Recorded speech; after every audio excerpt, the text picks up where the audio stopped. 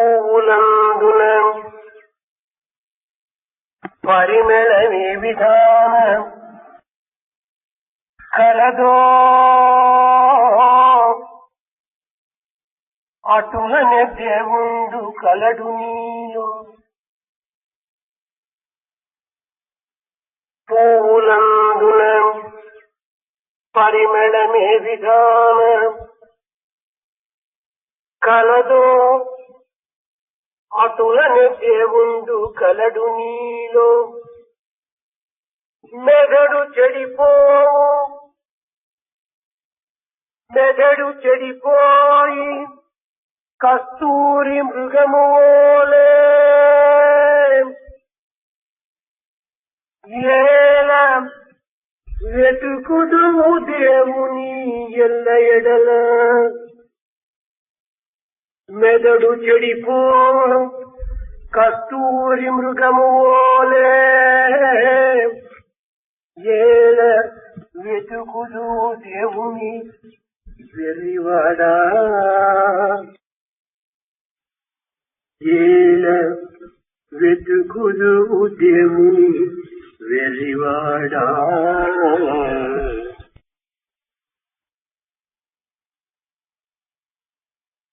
Just as perfume is inherent and embedded in every flower, so also God is in you and you are God.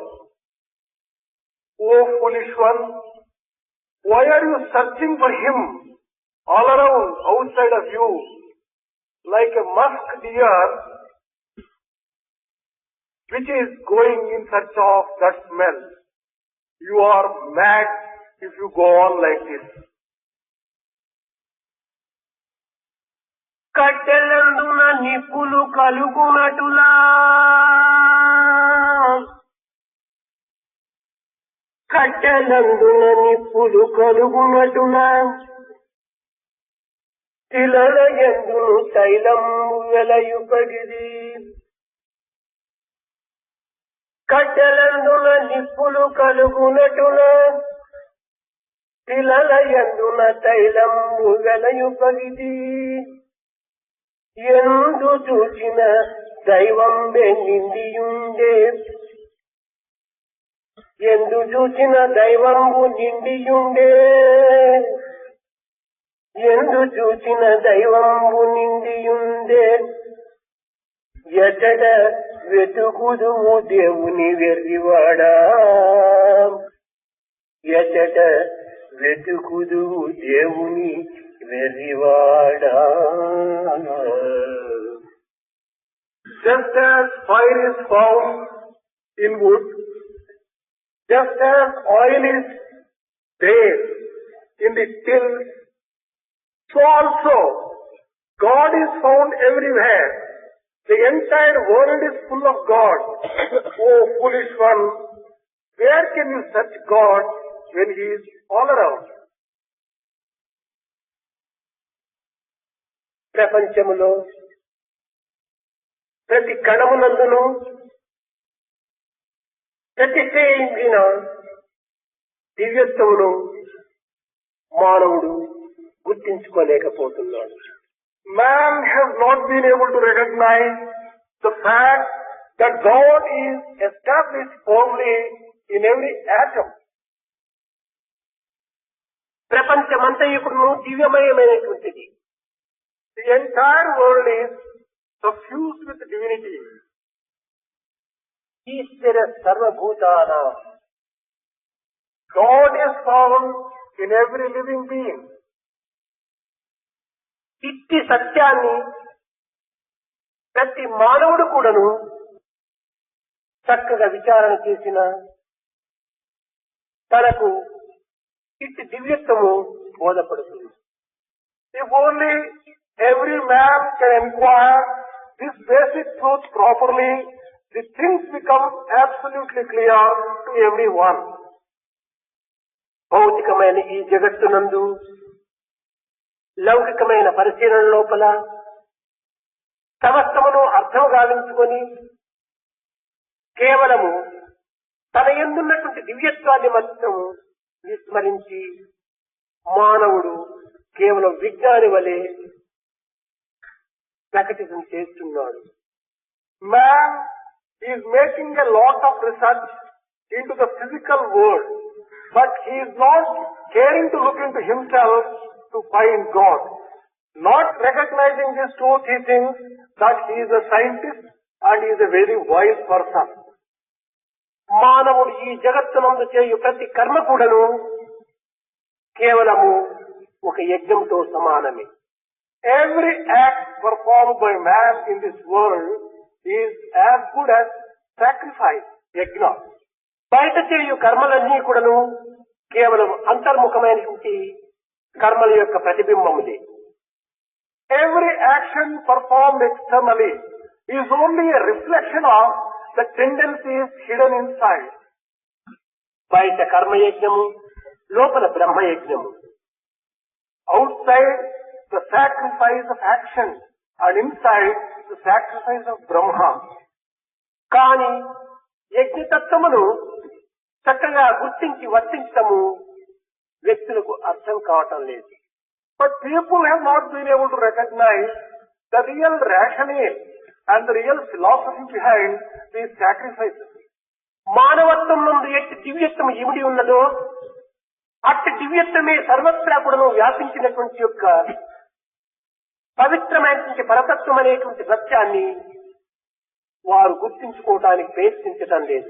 Man has not been able to try to find out the basic truth that whatever divinity is in him is the same divinity which is found everywhere in the creation. దేహేంద్రియములే ప్రధానమని భావించి వాటిని తృప్తిపరచక తగినటువంటి యొక్క భోగ భాగ్యముల నిమిత్తమై మానవుడు తన కాలమును, తన కాయమును, తన కర్మను కూడాను వ్యర్థము గావించుకుంటున్నాడు. Man thinking that his senses and physical body are all important and satisfying them is the very goal of life. He is wasting his time, his effort. భౌతిక జీవితంలో ఏర్పడినటువంటి సుఖ సంతోషములు మానవునికి తృప్తినిచ్చుతున్నవా అని విచారం చేసిన ఏమాత్రం కూడా నువ్వు తృప్తిని కలిగించడం లేదు. If only one inquires whether the physical comforts and enjoyments really give and confer joy on man, certainly not. They do not confer and give joy. కేవలం ఇక్కడ ఆధ్యాత్మికమైన మార్గంలో మనం విచారణ జరిపిన ఒకటి ఆనందము, రెండవది సంతోషము. If only you inquire in spiritual terms, one is delight and bliss, the other is temporary happiness. సుఖం ద్వారా ఏర్పడేటువంటిదని భావిస్తున్నారు. He thinks he can derive happiness through comfort. ప్రపంచములో గల సమస్త పదార్థములు సుఖమును మాత్రమే అందించగలవు కానీ ఆనందమును అందించలేవు. All these material objects can give you temporary joy and happiness. They can never give you permanent bliss. ఆనందం అన్నది వస్తువుల యందు కానీ, విషయముల యందు కానీ, వ్యక్తుల యందు కానీ కానరాదు. Bliss cannot be found either in the objects of senses or in individuals or in matter. ఆనందం అన్నది తన నుండి ఆవిర్భవింపజేసేటువంటి యొక్క ఆవిర్భించేటువంటి యొక్క ఆత్మతత్వమే తప్ప అన్యము కాదు. Bliss is the one which springs spontaneously from within the heart of man.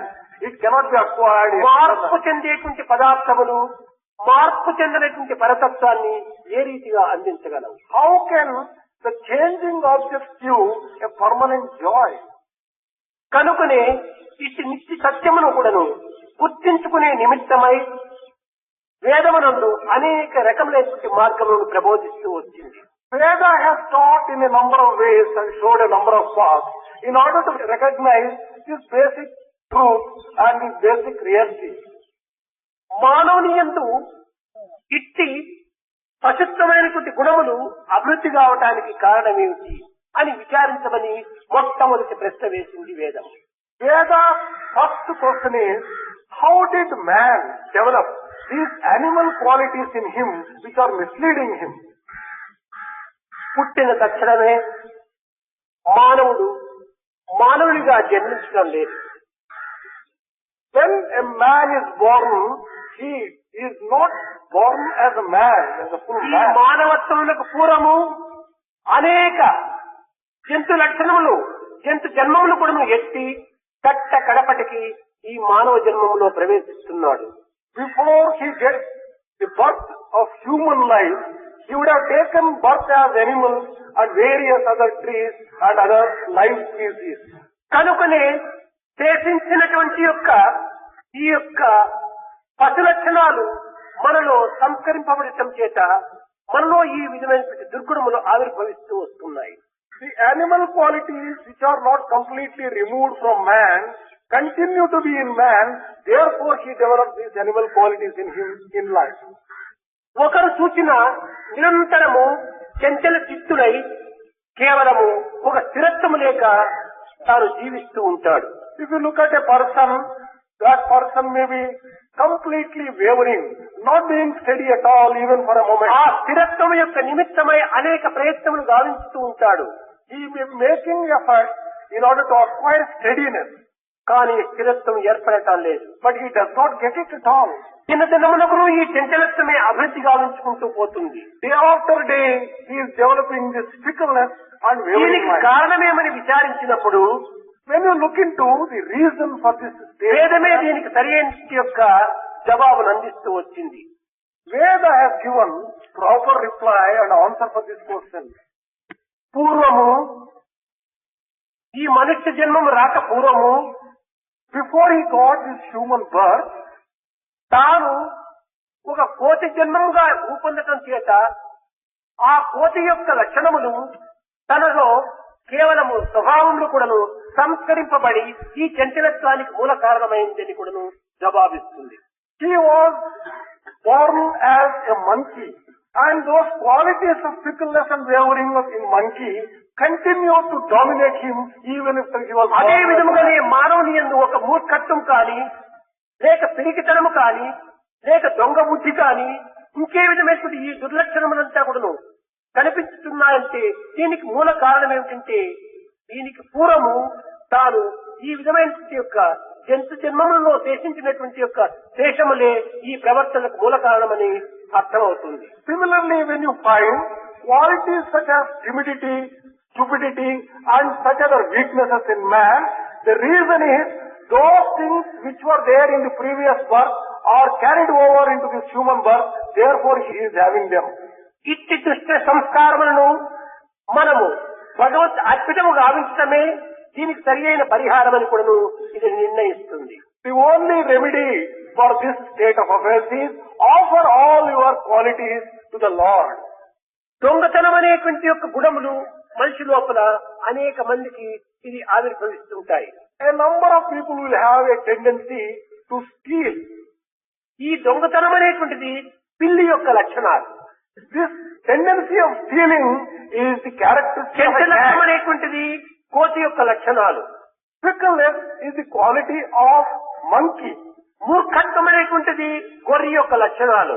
Stupidity is the quality of a sheep. మదము అనేటువంటి యొక్క గుణము దున్నపోత లక్షణాలు. The arrogance is the attitude of buffalo. ఈ విధంగా పూర్వజన్మ సంస్కారములను పురస్కరించుకొని దాని యొక్క స్వభావమునే సంస్కారముగా మారి మానవుని యందు చిత్రింపబడుతూ ఉంటున్నాయి. Those qualities which were inherent in the previous birth as an animal are continued into human birth, and they యజ్ఞములలో రెండు విధములైనటువంటి యజ్ఞములు కలవు. there are two types of sacrifices. ఒకటి బాహ్య సంబంధమైన యజ్ఞము, రెండవది అంతర్ సంబంధమైన యజ్ఞము. One is external sacrifice and the other one is inner ఈ sacrifice. బాహ్య సంబంధమైనటువంటి యజ్ఞములకు కొన్ని వేదికలు, కొన్ని పురోహితులు, కొంత విధమైనటువంటి యొక్క సమిధలు, దీనికి తగినటువంటి యొక్క పదార్థములు కూడా అత్యవసరం. There is a need for collecting different paraphernalia like a stage and various types of sticks and various types of ఈ material. మంత్రముల చేత సహాకారముల చేత దానికి అర్పితం గావిస్తూ ఉంటారు, హోమం చేస్తుంటారు. In the external yajna, by uttering the mantra swaha, various materials are ఇది offered. అంతర్ముఖమైనటువంటి యజ్ఞం యొక్క ప్రతిబింబమే. This is only a reflection of the inner yajna. అయితే అంతర్యజ్ఞం యొక్క విషయమును ఏమాత్రం కూడా విచారించటం లేదు. But they are not trying to recognize and establish the relationship between the inner yajna and the తన ఎందుండినటువంటి యొక్క దైవత్వాన్ని స్మరించి remembering the divinity within him, తన మనసుని యజ్ఞవేదికగా నిర్మించి considering his own mind as a sacrificial place, దాని యందు దేశించినటువంటి యొక్క దుష్టగుణములను కేవలం బలి చేయటమే యజ్ఞం యొక్క అంతర్భావం. whatever bad qualities are remnant in him, offering them as a sacrifice, that is the real yajna. కనుకనే దుష్ట గుణములను, దుష్ట స్వభావములను, దుష్ట ప్రవర్తనలు కూడాను మనం హతమార్చుకొని దివ్యత్వమైన మానవత్వాన్ని మనం ప్రకటనతో కావించుకునేటువంటి నిమిత్తమై ఏర్పడినటువంటిది యజ్ఞములు. Yajna has come into being in order to sacrifice bad qualities, bad tendencies, bad habits and bad conduct which is inherited. చంచలత్వం మానవుని యొక్క స్వభావం కాదు. Wavering nature is not natural. క్రోధము కూడాను మానవుని యొక్క స్వభావం కాదు. Anger also is not natural to man. దొంగతనం కూడాను మానవుని యొక్క స్వభావం కాదు. Neither stealing is a quality of man. మూర్ఖత్వం అంతకంటే మానవుని యొక్క స్వభావం కాదు. Stupidity can never be a quality of man. ఇవన్నీ కూడాను మానవ స్వభావం కానటువంటి యొక్క దుర్గుణములను మానవుడు కేవలం అనుభవిస్తున్నాడంటే దీనికి మూల కారణము పూర్వ జన్మముల యొక్క సంస్కార ఫలములే. If man is having these bad qualities which are not natural to him, they are the remnants of the previous birth. కనుకనే మనము చేయవలసినటువంటి త్యాగములు ఏమిటంటే మనలో నిండి ఉండినటువంటి మనల్ని బాధించేటువంటివే మానవత్వాన్ని మరిపించేటువంటి ఈ దుర్గుణములను మనం త్యాగం చేయాలి. Therefore, when we say you should sacrifice, what should you sacrifice? Sacrifice bad qualities, bad tendencies and bad habits which are remaining in you still. దీనికి ఒక చక్కని ఉదాహరణ ఉంటుండాలి. Here is a beautiful example for this. మనలో ఒక విధమైనటువంటి ఆశ్రమం ఉంటుండాలి. There is an ashrama within us. ఈ ఆశ్రమం అనగా ఏమిటి? What do you mean by this ashrama? శ్రమను పోగొట్టేటువంటిది ఆశ్రమము. Ashrama is one which ఆశ్రితని రక్షించేటువంటిది ఆశ్రమము. whoever takes refuge is protected in an ashrama. ఆశ్రితాన్ని చేకూర్చేటువంటిది ఆశ్రమము. Whatever you have aspired for will be given to you in an మన ashrama. అభిష్టములు నెరవేర్చేటువంటిది ఆశ్రమము. Ashrama fulfills all your అయితే ఇది సామాన్యమైనటువంటి ఆశ్రమం కాదు. but this is not an ordinary type of నేను అనేటువంటి యొక్క ప్రజ్ఞ ఎక్కడ నుండి ఆవిర్భవిస్తుందో దానినే ఆశ్రమము అన్నారు. the real ashrama is the source from where this word I emanates and comes from. సమస్త అభిష్టములు కూడా సిద్ధింపచేసేటువంటి యొక్క ఈ ఆశ్రమంనే సిద్ధాశ్రమము అని కూడా పిలుస్తూ వచ్చారు.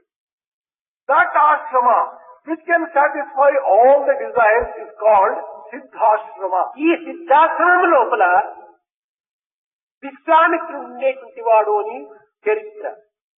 History tells that there was Vishwamitra in this Siddhashrama. ఈ విశ్వామిత్రుడు అంటే ఎవరు? కేవలం ఒక వ్యక్తియా, లేక ఒక మునియా, లేక ఒక ఋషియా? When you say Vishwamitra, is it a man, is it a rishi or is it a Mahamuni? కాదు కాదు. అతని ఎందున్నటువంటి యొక్క ప్రజ్ఞాన శక్తిని ప్రభు పైన మరల్చినప్పుడు తానే విశ్వామిత్రుడిగా మారుతాడు. Whoever turns that constant integrated awareness Prajna Shakti towards God, he becomes అట్టి తన దృష్టిని దివ్యత్వం పైన మరల్చే యజ్ఞం గావించాలని తాను ప్రయత్నం చేస్తాడు. He turns his view and attention towards that and performs the sacrifice. He becomes Vishwamitra. ఈ యజ్ఞ సంరక్షణ నిమిత్తమై రామచంద్రుని ప్రార్థిస్తాడు. In order to get protection from for the sacrifice, ఈ రాముడు ఎవరు? he approaches Ramachandra. Who is this Rama? కేవలం ఒక వ్యక్తి స్వరూపుడు కాదు. He is not an individual, not a person. ఆత్మనే రమింపజేసేటువంటి గుణం కలిగినటువంటి వాడు కాదు కదా, అతనికి రామ అని ఒక పేరు. He has got this name Rama because he has the quality of giving joy to everyone. ఈ ఆత్మను ఆశ్రయించినప్పుడు When you take refuge in Atma, తన యజ్ఞము సఫలీకృతమవుతుందనేటువంటి విశ్వాసము విశ్వామిత్రునికి. Vishwamitra feels that his sacrifice will be successful. కనుకనే అట్టి దృష్టిని దివ్యత్వం పైన మరల్చడం చేత రాముడు అక్కడ ఆవిర్భవిస్తాడు. That is why when he turns his attention towards Atma, Rama takes his అక్కడ ఆవిర్భవించి మారీచ తాటకిని కూడాను హతమారుస్తాడు. He comes on the scene and destroys Maricha. ఈ మారీచ తాటకులు ఎవరు? Who is Maricha and Tataka? ఇవే రాగద్వేషములు. These are the attachment and anger. ఈ రాగద్వేషములను ఏనాడు హతము గావించినో అప్పుడే విశ్వామిత్రుని యాగము పరిపూర్ణమైంది. Only when you destroy this attachment, the likes and these dislikes, then the sacrifice becomes successful. కనుకనే మానవుని యందే సర్వత్వం కూడాను ఇమిడి ఉంటున్నాయి. In man you can find everything. మానవుని యొక్క వాక్కే ఋగ్వేదము. Man's word, speech, that is Rigveda. మనసే యజుర్వేదము. His mind is Yajurveda. ప్రాణమే సామవేదము. His life force is Samaveda. మూడింటి యొక్క ఏకత్వమే దివ్యత్వమైనటువంటి ఆత్మతత్వము. Bringing about unity among all these three is the principle of కనుక Atma. Rigveda Yajurveda సామవేదములన్నీ కూడాను కేవలం ఒక విధమైనటువంటి స్వరూపమును ధరించినటువంటి యొక్క మానవత్వమే. Rigveda, Yajurveda and Samaveda are essentially the forms of things which are in human being. మానవుని యందే సర్వం కూడాను ఇమిడి ఉంటున్నది. In man is embedded and imbibed. మానవుని యందు లేనటువంటి యొక్క దివ్యత్వం మరొక దేశంలో ఎక్కడా మనకు కనిపించవు. Divinity which is not found in man is found nowhere else. సమస్త శక్తులకు నిలయుడు మానవుడు. Man is the home for everything. సమస్త దివ్య గుణములకు లయము మానవుడు. He is the person in whom all divine qualities are there.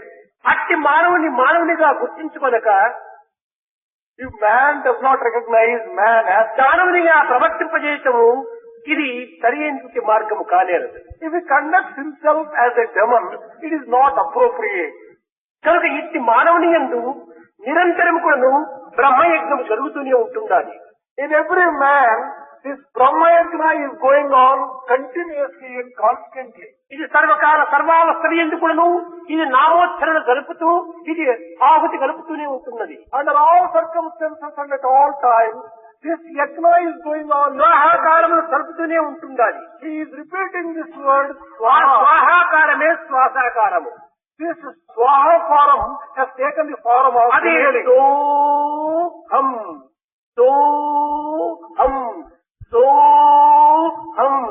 ఈ శ్వాస యందు ఉండేటువంటి యొక్క సో నేనే దైవము నేనే దైవము నేనే దైవము అనేటువంటి దివ్యమైన మంత్రం చేతనే ఇది ఆహుతి చేస్తుంటుంటారు. He is breathing, inhaling and exhaling, repeat, Soham, I am that, and this is the mantra which goes on constantly as long as man is alive.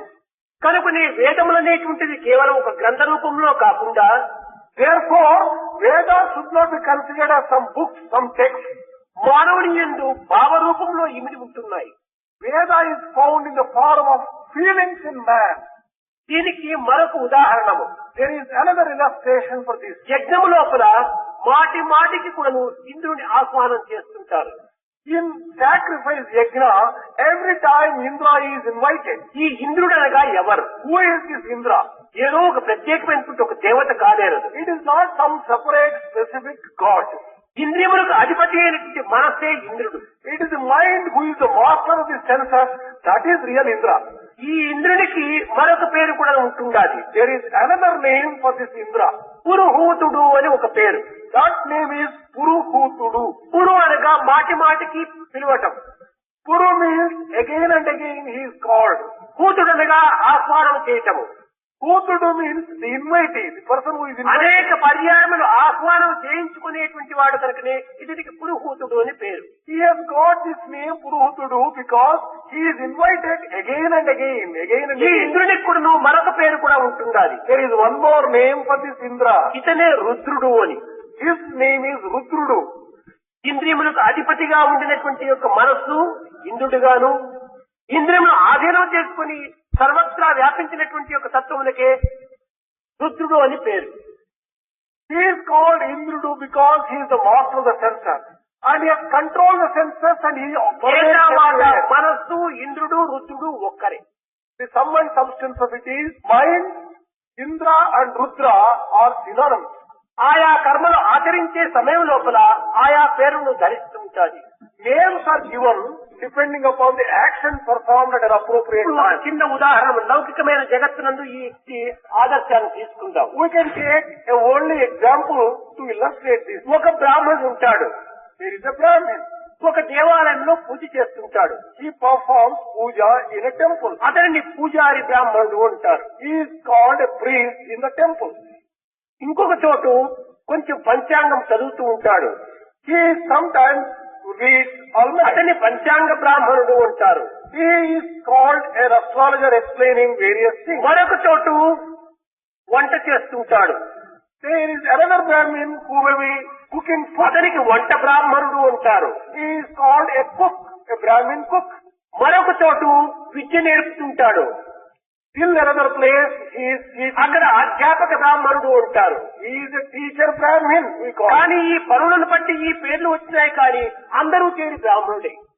Depending upon the type of work, all these names are given. But అదే విధంగానే basically, మనస్సు, ఇంద్రుడు, రుద్రుడు అనేటువంటివన్నీ కూడాను వారు చేసేటువంటి కర్మలను పురస్కరించుకొని వారికి ఈ పేర్లు వచ్చినాయి. the names Mana, Mind, Rudrudu and Indrudu are given on the basis of the work that they perform at different times. కనుక క్రియారూపంలో ఆవిర్భవించేటువంటి యొక్క దివ్యత్వాన్ని మనం గుర్తించుకుని మన యొక్క మంచి చెడ్డలు కూడా రూపొందుతూ ఉంటాయి.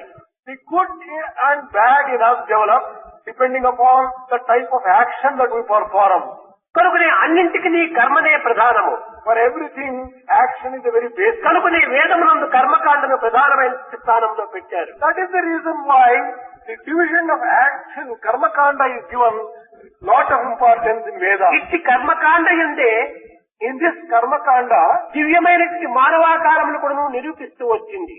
it has also proved the divinity of human nature, human being. ఇక్కడ దశరథుని ఇంటిలో In the home of Dasaratha, Rama, లక్ష్మణ, భరత, శత్రుఘ్నులు అనేటువంటి నలుగురు బాలురు, 4 children by the names of Rama, Lakshmana, Bharata and Shatrugna. నిరంతరం కూడా సంచారం సలుపుతూ ఉంటారు.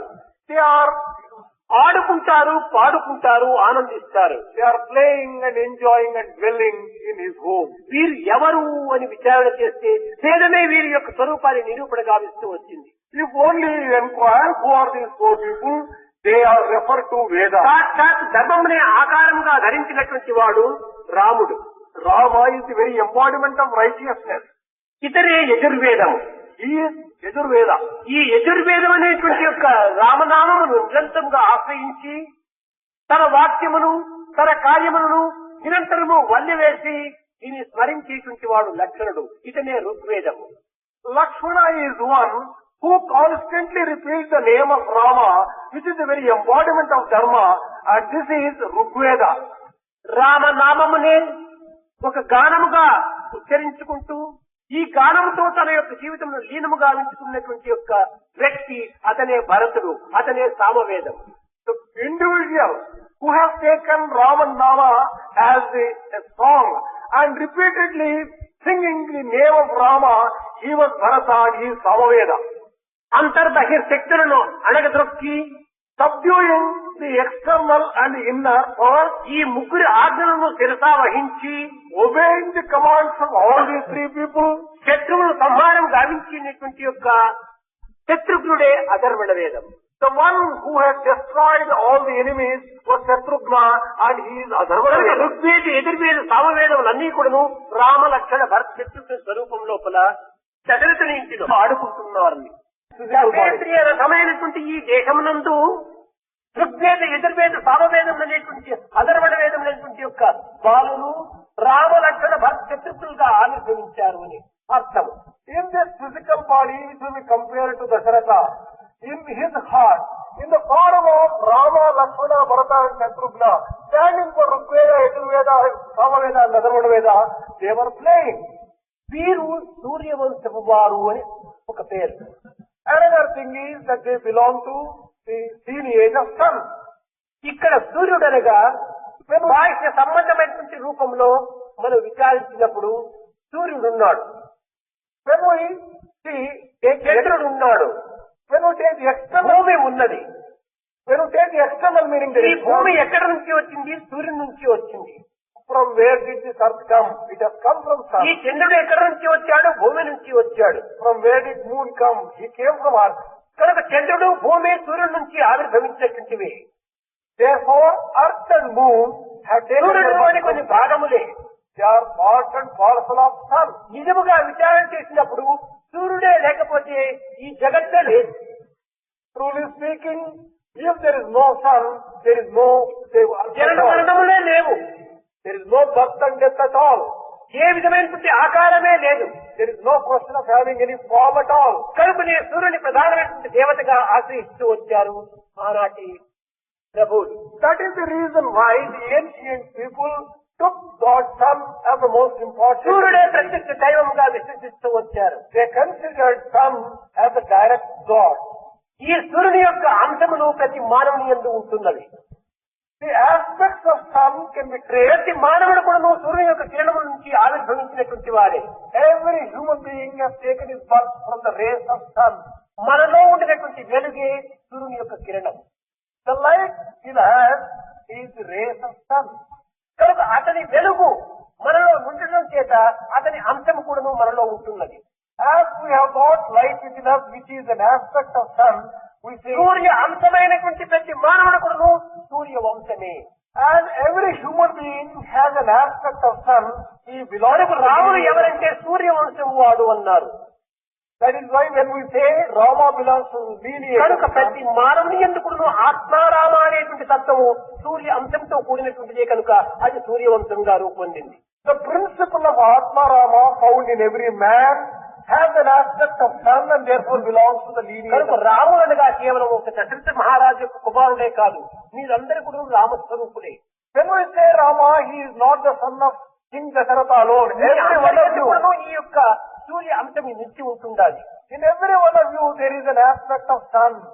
అట్టి సూర్య అంశమే సూర్య వంశముగా విశ్వసించి Considering that very aspect as సూర్యవంశపు రాజైనటువంటి రామచంద్రుడు ఏ విధంగా సృష్టి సంహారము గావించాడో, just as King Rama destroyed శిష్ట పరిపాలన గావించాడో, destroyed the wicked one, అటువలే మీ అందున్నటువంటి దుర్గుణములను, దురాలోచనలను, దుర్బుద్ధులను సంహరించి similarly, you should destroy all the bad qualities, bad habits, bad tendencies. సద్గుణములను, సదాచారములను కూడా పోషించడానికి కృషి చేయాలి. Good thoughts, virtues and such good qualities must be ఇది ప్రతి fostered. మానవుడు కూడా ప్రతి క్షణం కూడా చేయవలసినటువంటి ఒక యజ్ఞం. This is the type of sacrifice which every man has to do every moment. కనుక యజ్ఞమనగా కేవలము కొన్ని వేదికలను నిర్మించి, కొన్ని ఋతువులను ఆహ్వానించి, తద్వారా అనేక ద్రవ్యములంతా ఆహుతి చేసి ఈ విధమైన మంత్రము చేత ఉచ్చరించడం మాత్రమే కాదు. Therefore, sacrifice does not mean calling a few replics and arranging a sacrificial fire and offering various types of materials in it. కేవలం ఉపాధి భేదము చేతనే మనం ఇన్ని రకములైనటువంటి యొక్క అపమార్గములను మనం పడుతున్నాము. On account of differences in form, we are taking different paths. ఉపాధి భేదములను మనం త్యజించినప్పుడు అందరి ఎందుకు దివ్యత్వమైన చైతన్యం ఒక్కటిగానే ఉంటుండాలి. Once you give up the importance of the form and find the substratum in every man is divinity in ఇక్కడ God. వేదమునందు సజాతి, విజాతి, సుగత వేదములు అని ఉన్నాయి. In Veda, there are three, Sajati, Vijati and Sugata సుగత Vedam. వేదం. Swagata Vedam. సజాతి అనగా ఏమిటి? What do you mean by Swajati?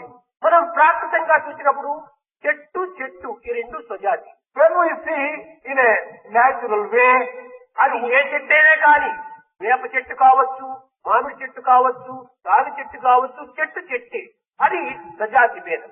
a tree is a tree, whether it is a mango tree or neem tree or any other. వేర్లు వేరు వేరుగా ఉండవచ్చును. The names can be different. ఇది వృక్ష జాతే, These belong to ఇది సజాతి. this belong to the విజాతి అనగా ఇక్కడ వృక్షముకు ఒక శిలకు ఏమాత్రము సంబంధం లేదు. When we say Vijati, that there is no relationship whatsoever between a tree and a stone.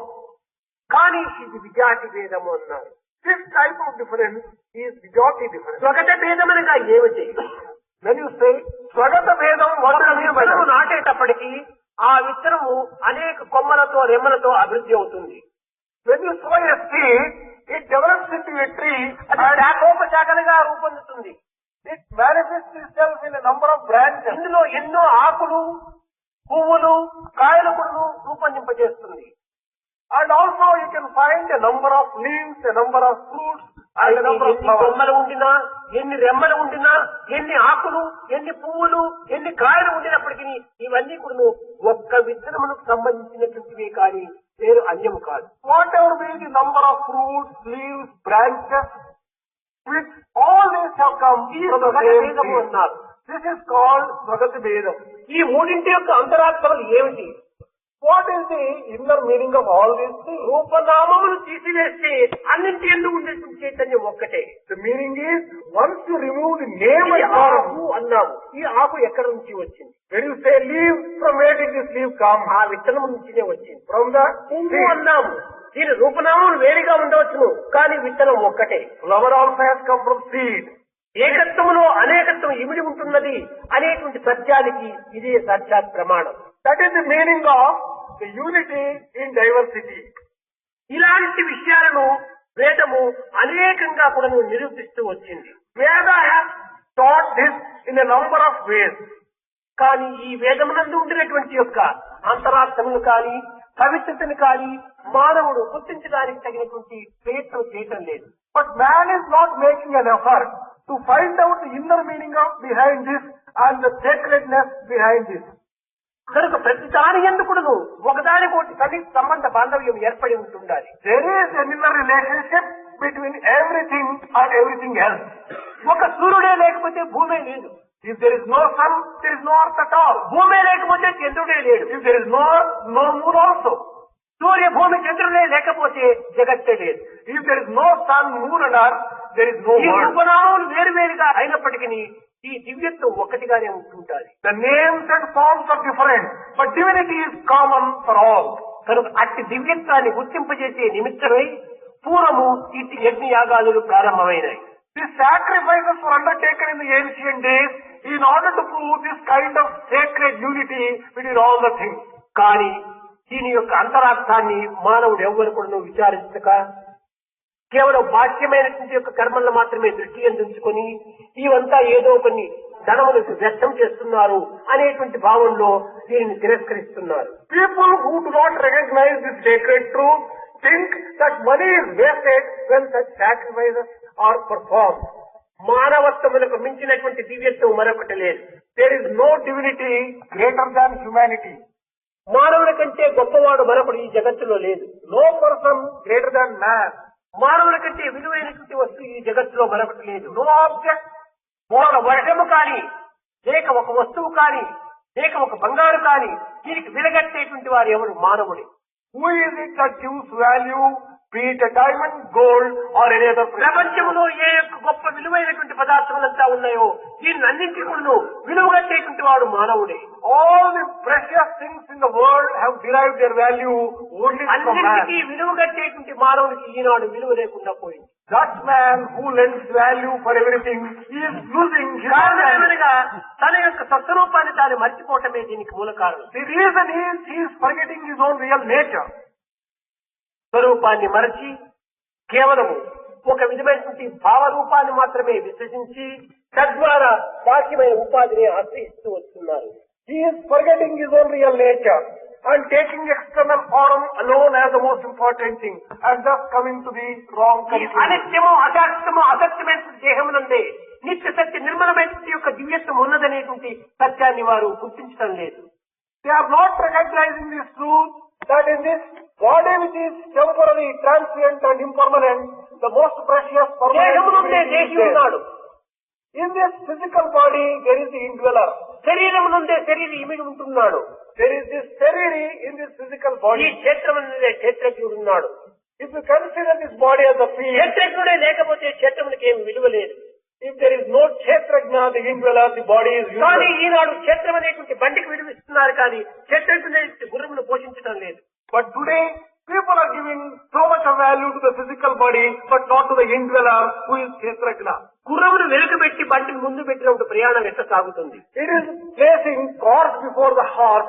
How can అదే విధంగానే ఈనాడు దివ్యత్వమైన ఆత్మతత్వాన్ని వెనుకకు పెట్టి కేవలము ఒక బండి వంటి దేహమును మాత్రమే ముందు పెట్టి జీవిత యాత్ర జరుపుతున్నాడు. similar is the position today? People are giving all importance to this physical body. తద్వారా గమ్యము వీడు చేరలేకపోతున్నాడు. By this, one cannot reach the goal of life. కనుక మానవత్వంలో ఉండినటువంటి యొక్క పవిత్రతను ఈ వేదం ద్వారా మనం గుర్తించడానికి ప్రయత్నించాలి. Through this Veda, we should make an effort to recognize the divinity which is inherent in man. వేదమనగా విద్య స్వరూపము. When we say Veda, it is the very embodiment of education. విద్యుత్కరణము. It is an instrument for education. విద్యాసారము. It is the very essence of education. వేదము, వేదాంగము, వేద విధులు మూడు కూడా ఒక్కటే అనేటువంటి ఏకత్వాన్ని నిరూపిస్తూ వచ్చింది. Veda, Vedanga and Veda Vidu, all these three prove the same thing. కనుకనే మూడింటి యందు జ్ఞానము, ధ్యేయము, ధ్యాస ఈ ఏకత్వం ఏ విధంగా మనకు సంభవిస్తుందో అదే విధంగానే దివ్యత్వము, పవిత్రము, ప్రకృతి యొక్క తత్వము మూడింటి యొక్క ఏకత్వం కూడా మనకు ప్రాప్తిస్తుంది. In the same way as the meditation, the process of meditation and the meditator are one and the same, so also the divinity, the sacredness and the nature, they are all one and the same. కనుక ప్రతి మానవుడు కూడాను తనలో ఆవిర్భవించేటువంటి యొక్క భావములకు, భావముకు తగినటువంటి పలుకులకు, పలుకులకు తగినటువంటి యొక్క క్రియకు మూడింటి యొక్క సంబంధం ఏర్పరచుకోవాలి. There is a need for coordinating his own thoughts, his own words and his own deeds. దీన్ని the proper study of mankind is man అన్నారు. మనిషి అంటే ఏమిటి? తన తలంపును, తన పలుకును, తన యొక్క క్రియను మూడింటిని ఏకం గావించాలి. Who is the real man? The one who coordinates and synchronizes his thoughts, his words and deeds and harmonizes అదే them. వేదమంత్రం నందు త్రిగుణం, త్రిదలాకారం, త్రినేత్రం, త్రియాయుధం, త్రిజన్మ పాప సంహారం, ఏకబిల్వం శివార్పణం అన్నారు. మూడింటి యొక్క ఏకత్వం లోపల భగవత్ అర్పితం గావించాలి. The same thing has been declared by Veda, that you have to bring about unity between these three ఈ things and offer it to the Lord. ఫలం తోయం అనేటువంటిది దేన్ని పురస్కరించుకొని చెప్పారు? When it is said that leaf, flower and fruit, what do they mean? పత్రం మన దేహం, Leaf is our physical body. పుష్పం మన హృదయం, Flower is our heart.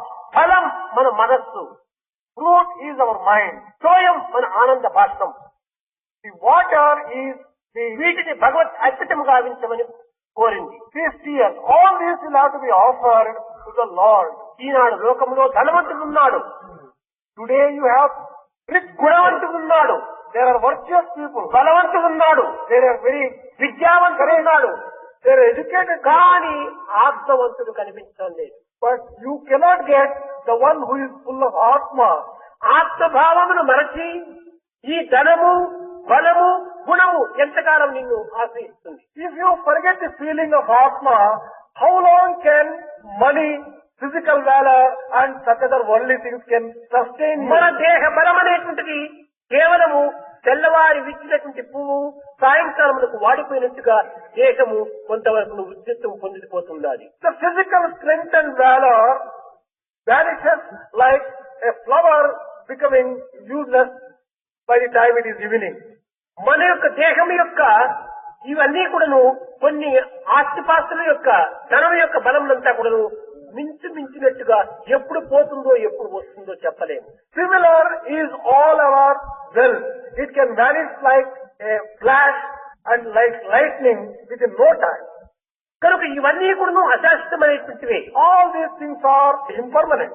ఇటువంటి అశాశ్వతాన్ని శాశ్వతంగా విశ్వసించి, Considering such impermanent things as permanent, శాశ్వతాన్ని అశాశ్వతంగా భావించి, considering permanent things as impermanent, మానవుడు ఇన్ని విధమైనటువంటి దుఃఖములకు గురి అవుతున్నాడు. man is subjecting himself to all these types of grief and sorrow, embodiments of divine ఏది power. కలగనుచుంటిరో అది లేదు, What you say that does not exist. ఏది లేదనుచుంటిరో అది కలదు. What you say that does not exist, it really exists. ఉన్నదొక్కటి దైవము ఎన్నటికి. For every time, the only thing that exists is divinity. మరువబోకుడు ఇచ్చి మంచి మాట. Do not forget this good word. ఉన్నది అనుకుంటున్నాం, ఉన్నదంతా కూడాను దేనిదే. When you say that they exist, it exists. ఎంతవరకు మనకు సత్యంగా ఉంటుంటాది? For how long this physical world is lost in? జాగ్రత్తలో చూసినటువంటిది నిద్ర లోపల మర్చిపోతున్నాం. What you see in the waking state does not appear in the స్వప్నములో dream. కనిపించినటువంటి జాగ్రత్త రాగానే అలక్ష్యం చేస్తున్నాం. What you see in the dream does not apply. జాగ్రత్త స్వప్నంలో లేదు, స్వప్నం జాగ్రత్తలో లేదు. What you see in the waking state is not in the dream state, and what ఒక్క దినము లోపల రెండు అవస్థలు ఎందే ఒకదానికోటి విరుద్ధమైన మార్పులు కలుగుతున్నాయి. within a day, in two states of waking and dream, there are so ఈ many different. ఘనభంగురమైన యొక్క సత్యాన్ని మనం విశ్వసించి Such is the transient nature of the world. శాశ్వతమైన సత్యాన్ని విస్మరించటము, We are giving up permanent truth. ఇది మానవత్వానికి సరైన అర్థం కాదు. This is not appropriate to man's real కనుకనే వేదములన్నీ కూడాను ఇటు దివ్యత్వాన్ని ప్రబోధించి That is why Vedas have taught such sacred things. మానవుడు మానవుడిగా బ్రతకమని జీవించమని కోరుతూ వచ్చింది. It is exhorting man to live as a real man. ఈ విధమైన యొక్క అంతరార్థములతో కూడినటువంటి వేదము కేవలం ఒక మంత్రం మాత్రమే కాకుండా దీనికి తగినటువంటి యొక్క ప్రబోధన కూడా ఇందులో ఇమిడి ఉంటున్నాయి. Vedas which have got these mantras, such great inner meaning, should not be taken as mere words. కర్మోపాసన జ్ఞానకాండలన్నీ కూడాను ఈ వేదములో ప్రధానమైనటువంటి రాజమార్గములు. The path of action, path of worship and path of knowledge, all these three are very important paths in Veda. సరిమానవుల యొక్క సహజతత్వాన్ని సానుభూతి చూపటమే మానవుని యొక్క ప్రధానమైన భక్తి అన్నారు. The most important aspect of devotion is to show kindness to another తోటి మానవులు బాధపడుతుండగా వారిని చూసి సరైన యొక్క ఆదర్శాన్ని అందించాలి. When you see another person who is suffering, show compassion, show kindness to him. సహకారాన్ని చూపాలి, సానుభూతిని చూపాలి, Show kindness. ఈ విధమైనటువంటి భావములే ఈనాడు మానవుని యందు కనిపించడం లేదు. These things are not found in కేవలం స్వార్థము స్వప్రయోజనమే పెరిగిపోయి selfishness and self-interest are growing in enormous quantity. విశాలమైనటువంటి యొక్క భావములు ఈనాడు విస్మరించిపోయినాయి. Man is giving up broad-mindedness. మానవుడు విశాలమైన తత్వాన్ని అర్థం చేసుకోవాలి. Man has to understand things which are so broad in their comprehension. వింటున్నాము దినము ఎన్నో మంచి మాటలు, We are hearing good things. చూస్తున్నాము ఎన్నో మంచి కర్మలు, We are also seeing so many good కానీ actions. ఒక్కటైనా మనలో నిలవగలుగుతుందా? But have we been able to establish one good thing in us? లేదు. No. కేవలము ఈ విధమైన జీవితము ఎన్ని చూసినప్పటికీ, ఎన్ని విన్నప్పటికీ, ఎంతకాలం ఉండినప్పటికీ ఇది నిరుపయోగమైనది. A life, for whatever period you see good things, whatever period you live, if you do not do good things, it is useless. ఏ కించిత్తైనా మన లోపల జీర్ణింపు చేసుకునేటువంటి యొక్క శక్తిని మనం We సంపాదించుకోవాలి. should develop that power to digest good things in us, at least to some extent. మానవత్వం చాలా పవిత్రమైనటువంటిది, Human life is most దివ్యమైనటువంటిది, sacred, most divine. జీవించదగినటువంటిది, It is a life to be చాలా lived, విలువైనటువంటిది. most precious. ఇట్టి విలువైనటువంటి జీవితాన్ని మనం వ్యర్థం గావించుకోరాదు. Do not waste such precious life. భౌతికమైనటువంటి సుఖ సంతోషములే మనం ప్రధానంగా ఎంచరాదు. Do not crave for physical comfort. They are ఇవి not important. కన్నీరు కదిలిపోయే మేఘముల వంటివి, These are all like passing clouds which చెదిరిపోయే మేఘముల వంటివి, These are also wither away. నశించేటువంటి యొక్క మేఘముల వంటివి. These are also things which is like clouds. దీన్ని ఆధారంగా తీసుకొని మనం జీవితాన్ని సాగించటం ఇది సరైన మార్గం కాదు. Don't waste your life on these things which are impermanent and waste your life. అయితే ఈ లోకంలో మనం ఉండవలసింది. But we have to live a ఈ life. లోకాన్ని వదలటకు వీలు కాదు. We cannot give up this life దీన్ని ఒక ఆదర్శంగా తీసుకొని, ఆధారంగా తీసుకొని but make this life an ideal one. జీవితం అనే సాగరం దాటడానికి ప్రయత్నించాలి. Cross the ocean of this life. నావను ఆధారంగా చేసుకుని గట్టులకు ఎట్లు చేరుతున్నామో, Just as man crosses a river, దేహమును on a boat, అనేటువంటి నావను ఆధారంగా చేసుకుని take this body as boat, దివ్యత్వమైనటువంటి యొక్క ఆత్మతత్వాన్ని మనం చేరాలి. reach the goal of divinity. ఇది మన యొక్క ప్రయాణం యొక్క రహస్యం. That is the secret of our ఎక్కడి journey. నుంచి వచ్చాం, From where did we come? ఎక్కడికి పోతున్నాం, Where are we going? ఏమి చేస్తున్నాం, What are we doing? ఏమాత్రం కూడా మనం విచారించడం. We are not caring to inquire ఒక any one of చిన్న this. చిన్న విషయాల్లో కూడా మీరు ఎంతో విచారించవచ్చును. Even in small things, there is so much to learn. ఎవరైనా ఒక మీ మిత్రునికి ఒక జాబ్ రాసి If any friend or దాని కవర్ లో పెట్టి అంటించి if any friend writes a letter, puts in a దాన్ని ఒక cover, పోస్ట్ బాక్స్ లో వేసేసేస్తే if he posts it in a post box, అది ఎక్కడ పోతుంది? where will it go? Job ఏమో రాసినావు, You have written a letter, no doubt. విలువైన cover లోనే పెట్టావు, You have put it in a valuable post cover. చేసినావు, You have posted it. కానీ అందులో ఫ్రమ్ అడ్రస్ లేదు, టు అడ్రస్ లేదు. But the cover does not contain either the from address or the to address. From address ఉంటే తిరిగి నీకైనా చేరుతుంది, If there is from address, it will come back to లేదా you. To address ఉంటే వాడికైనా పోయి చేరుతుంది. If there is to address, it will go to the రెండు person. లేని అడ్రస్ ఏం చేస్తారు? జడ్జి ఆఫీస్ లో వేసి కాల్ చేస్తారు. If there are no addresses at all on the cover, it will be put into dead letter box and it will be కనుక మీ destroyed. జీవితాలంతా కూడా ఇదే రీతిగానే ఉంటుండాలి. Your lives are like that. Brahma dress మనం ఎక్కడి నుంచి వచ్చాము అని మనం తెలుసుకోవటం లేదు. We are not caring to find out from where we have come. What is మన our ప్రవర్తనను address? ఆధారం చేసుకుని మనం ఎక్కడ పోగలము అనేటువంటి టూ అడ్రస్ ను తెలుసుకోవటం లేదు. Based upon our action, where are we going? We are not caring to find out to address also. అంటే ఉన్నాం. We are where we are. ఈ విధంగా వ్యర్థం గావించుకుంటున్నాం. We are wasting our life like this. ఇది సరి అయినటువంటిది కాదు. This is not correct. విచారణ చెయ్యాలి. Enquire. చిన్న చిన్న విషయాలంటే కూడా మీ సైన్స్ లో పరిశోధన చేస్తుంటారు. Even small things are made ఈ subject of భౌతికమైన research. పరిశోధనలో వచ్చినటువంటి ఫలితం ఏమిటి ఉండాలి మనకు? What are you going to gain by this physical మంచి research? ఉత్తమ డిగ్రీ పొందవచ్చును. You may get a big degree. ఉత్తమ ఉద్యోగాలు చేయవచ్చును. You may get a good job. కావలసిన ధనం You సంపాదించవచ్చు. may earn a lot of money. ఆ ధనంతో భౌతికమైన సుఖాలు పొందవచ్చును. You may enjoy physical comforts from అంతేనా outside. దీని యొక్క లక్ష్యము? Is that the very purpose of life? ఇదేనా జీవితం యొక్క అంతరార్థము? Is it the inner meaning of the life? కాదు కాదు కాదు. Certainly not. మనం వచ్చినటువంటి యొక్క సత్యము చక్కగా అర్థం చేసుకోవడానికి ప్రయత్నించాలి. We should correctly understand why we have taken this birth. ఎవరికి వాడంటాం? What is the purpose of life? ఈ యొక్క జీవితం యొక్క రహస్యం ఏమిటి, అంతరార్థం ఏమిటి అని ప్రశ్నించుకోవాలి. Each one unto himself should put the question, what is the purpose of life? What is the inner meaning of A life? ప్రశ్నలు వేసుకోవటం లేదు. We are not putting any question to ourselves. ఏ విషయాన్ని మనం విచారించడం లేదు. మనకు తగిన విషయాన్ని, We are not inquiring anything which is అనవసరమైన విషయాలంటే కూడా నువ్వు పొద్దున్నే న్యూస్ పేపర్ వచ్చినట్టే గంట సేపు దాన్ని కూర్చొని చదువుతూ ఉంటావు. We are prepared to waste our unnecessary things in reading newspaper 1 hour A every దేశంలో morning. ఏ యొక్క రాష్ట్రంలో ఎవరి వల్ల ఏం జరిగిందో అన్ని తెలుసుకుంటుంటాం న్యూస్ అంతా. We want to get information, what has happened, where, to whom and to తన what. నుంచి న్యూస్ వస్తుందాగా న్యూసెన్స్ వస్తుందాగా తాను చూసుకోవటం లేదు. But one is not caring to find out whether there is news coming from him or nuisance coming తన from him. దాన్ని తాను చూసుకోకుండా జగత్తు యొక్క విషయాన్ని తెలుసుకుంటే వచ్చిన ఫలితం ఏమిటి? If one does not find out about oneself and finds out about the world, what is the use? కనుకని వేదాంతం నందు మొట్టమొదటి తనను తాను తెలుసుకో అని ఒక ప్రశ్న వేసింది. That is why Vedanta has said, find out who you are in the very తనను first place. తాను తెలుసుకున్నటువంటి వాడే సర్వము తెలుసుకోగలడు. Only that person who knows his own real nature knows everything else. కనుక ఈ తెలుసుకునేటువంటి విధానాన్ని కూడాను తగినటువంటి వారి దగ్గర చేరి వారి సలహాలను కూడా తీసుకొని తద్వారా మీరు సరైనటువంటి అర్థాన్ని గుర్తించడానికి ప్రయత్నించాలి. Approach the right person. Find out the real things and make the life sanctified. లేక ఇవన్నీ తెలుసుకోవటం వ్యర్థమని మీరు భావించుకున్నప్పుడు కేవలం ఒక విశ్వాసమైనా మనం పెంచుకోవాలి. If you think finding out all these things are not important, develop full faith. ఏ విశ్వాసాన్ని, దైవ విశ్వాసం లేకపోయినా పర్వాలేదు, మిమ్మల్ని మీరు విశ్వసించేటువంటి విశ్వాసాన్ని పెంచుకోండి. What type of faith? May not be faith in God. Have faith in తనను తాను yourself. నమ్మనటువంటి వాడు ఎవ్వరిని నమ్మలేదు. A person who does not have faith in himself has no faith in anyone else. తనను తాను విశ్వసించడమే పెద్ద నమ్మకం. Having faith in oneself is the తద్వారా most ఇంకా important. దేనినైనా కూడా నువ్వు విశ్వసించవచ్చు. Afterwards one can believe anything and everything. ఈనాడు దైవాన్ని విశ్వసించినటువంటి వాడు ఎవరంటే తనను తాను విశ్వసించినటువంటి వాడే దైవాన్ని విశ్వసించాడు. That person who does not believe in himself does not believe or has faith in God.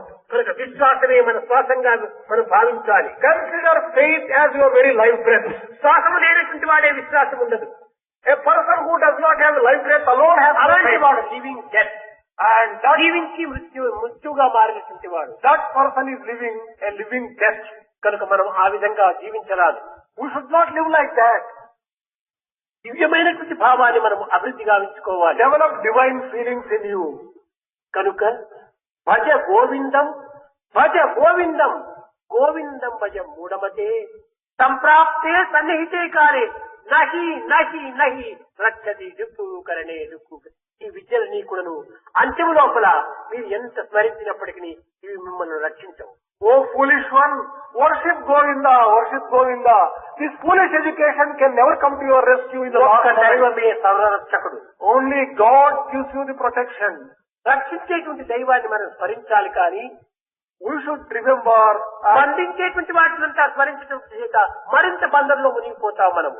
if we only think of the bondages, we get bound and never be saved.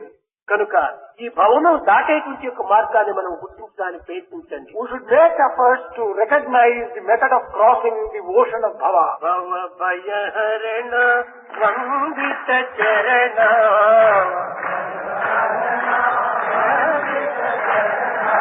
భవ భయహరణ వందిత చరణ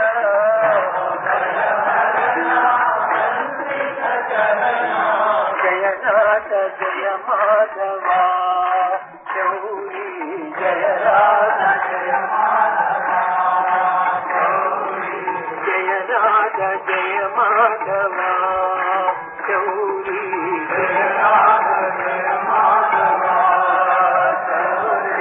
మంగళ చరణ కలిమల దగన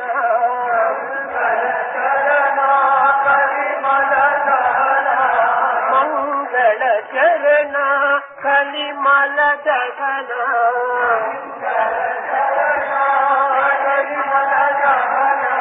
నారాయణ కేశవా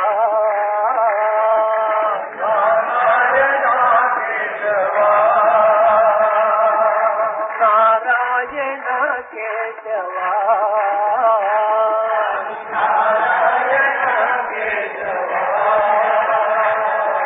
జయ రాధ జయ మాధవ గౌరీ జయ రాధ జయ మాధవ జయ రాధ జయ మాధవ గౌరీ జయ రాధ జయ మాధవ భవ భయ హరణ వందిత చరణ జయ రాధ జయ మాధవ గౌరీ జయ రాధ జయ మాధవ మంగళ చరణ కలిమల దగన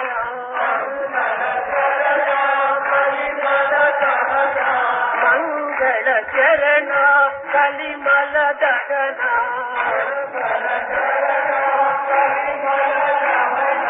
నారాయణ కేశవ